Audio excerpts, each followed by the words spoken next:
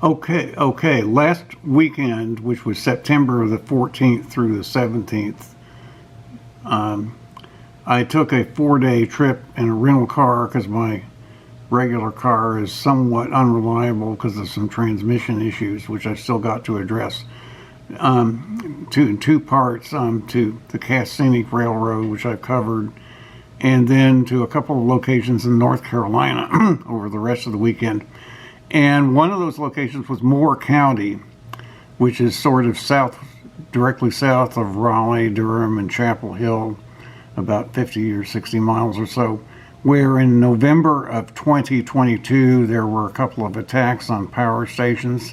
And I'll give some links to responsible and reputable journalistic accounts of them from a couple of local TV stations in the notes. But I just wanted to see for myself what the area was like.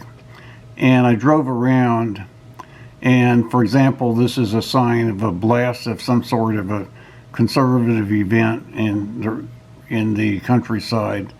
And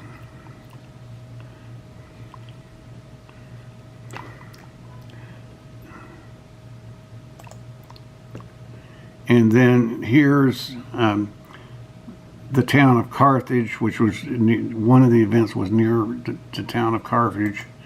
Here's another picture. And there's a saw and motor shop. That's kind of an interesting name for a store.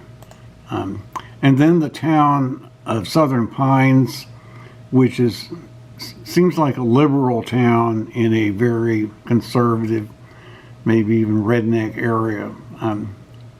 A couple of places, the theater, and then the motel parking lot where I stayed, and the waffle machine.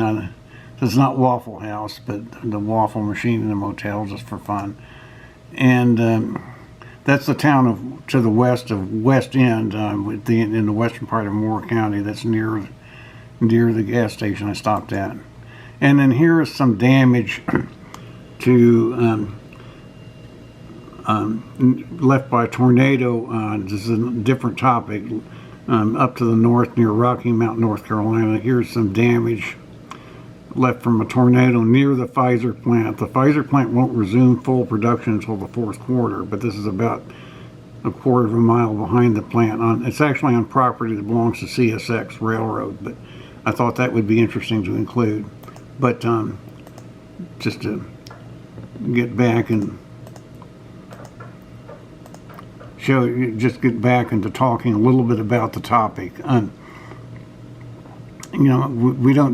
There hasn't been a lot of progress in apprehension, but I can say that the contrast within the county, you drive around in a lot of roads that are not marked very well. You can get lost very easily. It seems in the woods and so forth. It seems to be a very conservative place, where a lot of people, I'm sure, have weapons and live according to certain beliefs. And the contrast between the values of the way it looked, the way the place looked, and the values in a place like Southern Pines and maybe the golf course near Pinehurst, the more liberal accounts of the parts of the county, was very striking, more striking than in most other places. And of course, this is northwest of Fayetteville a little bit, which is of course Fort Bragg, and then it's south of Raleigh and Durham and Chapel Hill, which is a lot more liberal.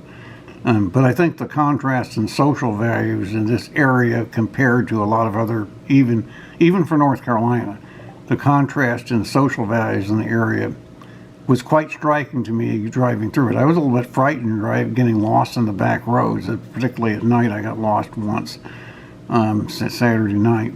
It's very hard to find your way around unless you actually use your cell phone.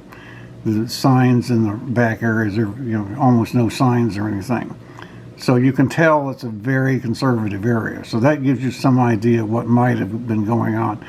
I'll give you a couple of links in the description to some professional journalistic stories, but I just wanted to look around myself. And I do thank you for listening.